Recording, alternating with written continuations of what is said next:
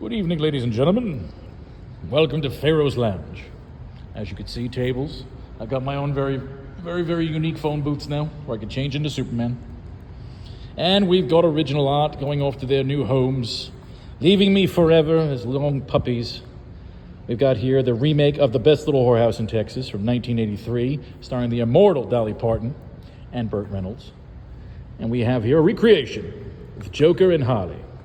Then, of course, our best-selling Slave Leia spectacular cover featuring the delightful Leia Organa with Frozen Vader and Frozen Palpatine, who apparently are all related according to the new canon of Star Wars, which I do not consider canon.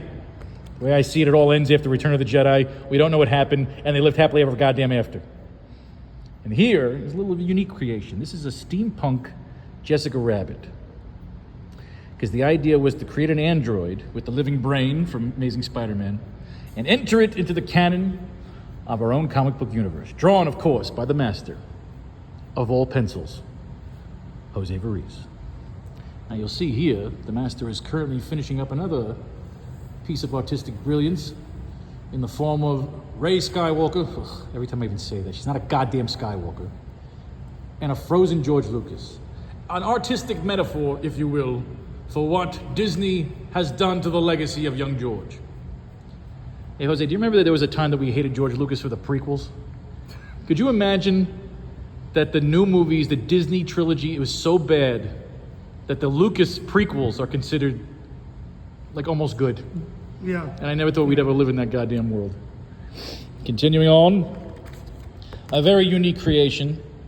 For those of you that are fans of Disney propaganda, we have here Slave Leia Mini with a frozen Mickey, and yes, Mickey is endowed. It's lost somewhere in the carbonite. But the idea was enough of the backers actually asked that there was going to be a full nude Mini, and I said, you know what, I don't know what a full nude mouse should or would look like, nor do I want to know. And the final of our collection going off to the new homes today is probably my favorite concoction of commissions, the Yakuza pieces. For anybody who knows, your man Faro Kane's got a little bit of an obsession with inked ladies. And I'm not talking about a little cute little tramp stamp tattoo. I want fucking, if her body isn't over 65% covered in some sort of ink, and I don't know she's got major daddy issues, I can't date her or sleep with her or whatever you want to talk about in today's modern world of romance. But the best part about Yakuza pieces is you'll see a lot of them on Instagram, is most people just put a couple of random images and they consider that to be a tattooed piece. But of course, we're dealing with the master, the man they call Admiral Varese. And you see here, you got Galactus, you got Anilius. I believe who's that one right there? That is... Ultron? Yes! And of course, Sue Storm with the Doom mask. I mean, this is why we're the best of what we do. This is why our Kickstarters go off every goddamn month, because we are the answer to the ultimate question of when you get together with your friends. And that question, my friends, is, wouldn't it be cool if... Did you smoke? Wait, how much did you smoke? But the second most relevant question, of course, is, wouldn't it be cool if...